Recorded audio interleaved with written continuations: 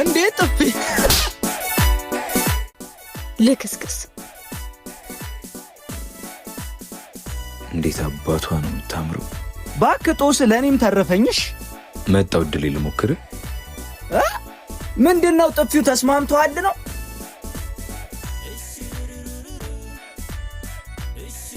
ሲላምላክ ይባላል።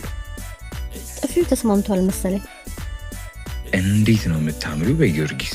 አሁን ዞር በልልኝ ስራ ፈት። ቆያ ሰውዬ በሰፈር መዋረድ ፈልጋል መሰለኝ። አረቢያን ስንተዋወቅ ሌላው ቢቀር ጓደኛ እንሆናለን።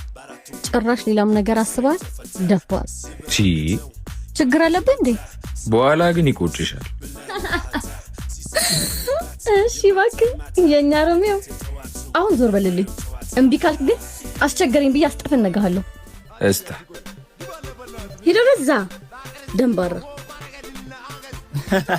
ተወያልኩ ተዋርደ መጣ።